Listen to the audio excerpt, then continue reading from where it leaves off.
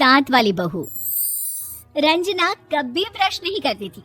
उसे कितनी बार उसके माँ बाप ने डांटा, लेकिन उसका कोई असर उस पर होता ही नहीं था, जिस कारण से उसके दांत पीले पीले हो जाते हैं। शादी के बाद।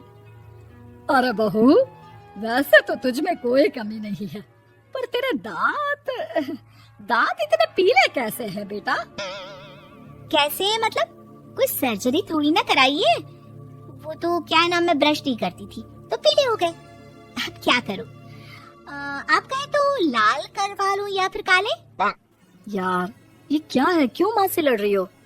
लड़ रही हूँ? अरे मैं लड़ रही हूँ या ये बोल रही है कि दांत पीले हैं, पीले। अरे तपस्या थोड़ी ना की है इन्हें पीले करने के लिए। बकायदा ब्रश नहीं किया है 20 साल तक, तब जाकर।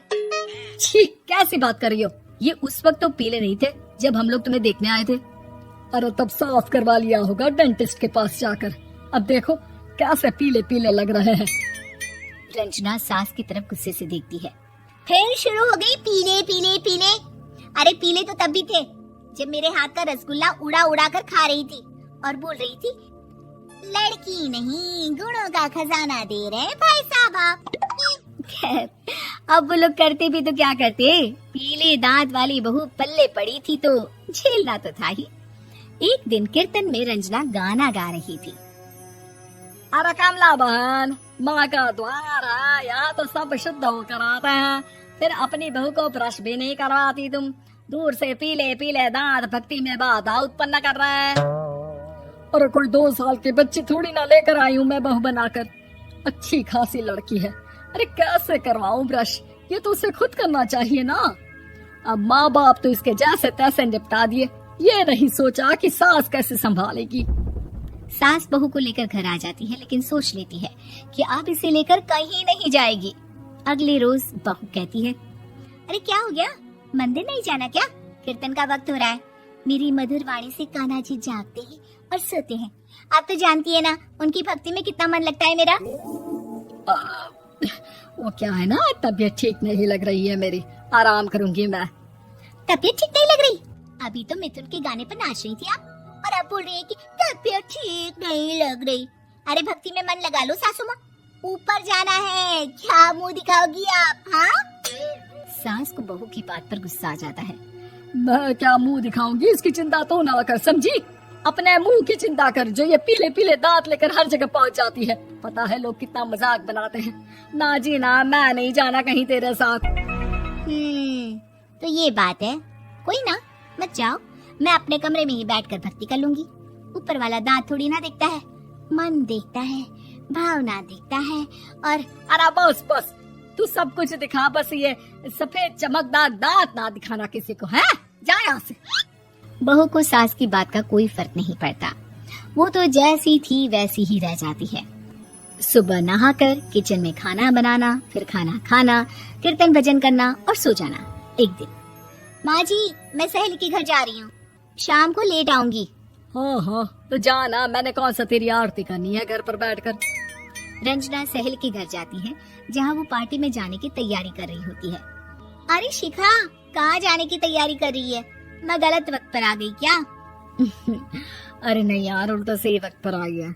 मैंने ये साड़ी और ज्वेलरी निकाली है यार, शाम को इनके ऑफिस की एक पार्टी में जाना है। बताना कैसा लग रहा है ये सब? नहीं यार, इस ड्रेस के साथ तो वो वाली ज्वेलरी अच्छी लगेगी। हाँ हाँ सही बोल रही है, मैंने ध्यान ही नहीं दिया। वैसे तो हमेशा से मस्त फैशन सेंस रखती है। तो बड़ा जाती होगी ना पति के साथ पार्टी में। रंजना कुछ नहीं बोलती, बस सोचती है कि यार काश ये बात सही हो जाती, पर मैं क्यों नहीं जाती पार्टी में? क्या इन लोगों की कोई पार्टी होती नहीं होगी? रंजना घर आती है और रात में पति से सवाल करती है, एक बात बताइए, आप मुझे किसी पार्टी में क्यों नहीं ले जाते? क्या आपके यहाँ ऑफिस में पार्टी नहीं होती? पति बेचारा क्या कहता कि दांत पीले हैं तुम्हारे इसलिए। अरे कोई पार्टी होती नहीं हम लोगों के ऑफिस में, तो कहाँ से लेकर जाऊं? और मार्केट, मॉल, कहीं वीकेंड घूमना, कहीं तो।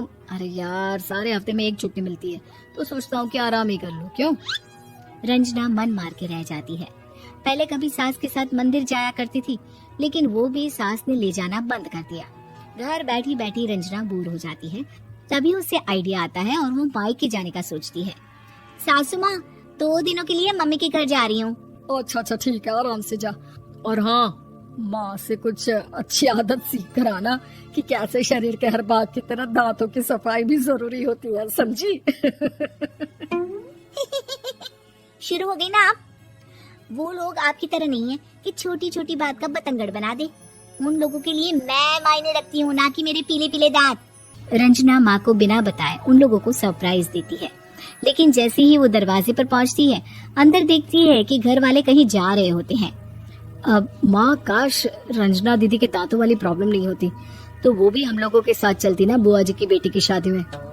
हाँ बेटा, लेकिन अब उसे कौन समझाए कि उसको उसके पीले दांत नहीं दिखते, लेकिन उसके आसपास के लोगों को कितना एम्बैरेसिंग फील कराते हैं।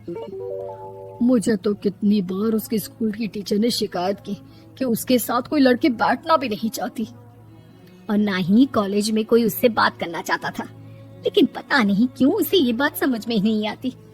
कोई कमी नहीं है उस लड़की में, बस यही कि दांत पीले हैं। वो तो भला हो जीजाजी और उनकी माँ का, जो दीदी को जैसी है वैसे ही रखा हुआ है। रंजना को अपने घर वालों की बात सुनकर बहुत दुख होता है। वो सोचती है कि वो क्या करे, लेकिन फिर वो सीधा डेंटिस्ट के पास जाती है, अपने दांत चमकाती है और कसम खाती है कि वो रोज ब्रश करेगी। अरे क्या हो गया, तुम तो 2 दिनों के लिए गई थी ना, पर कोई ना, अच्छा है, चलो आ गई तो। रंजना सास के सामने आकर खड़ी हो जाती है और पूरी स्माइल करती है, उसके चमकदार दांतों को दिखाती हुई। हैं? चले मंदिर। माँ, मुझे माफ कर दीजिए, मैंने आप लोगों को बहुत एम्बैरेसिंग फील करवाया। मैं आज से रोज ब्रश करूंगी।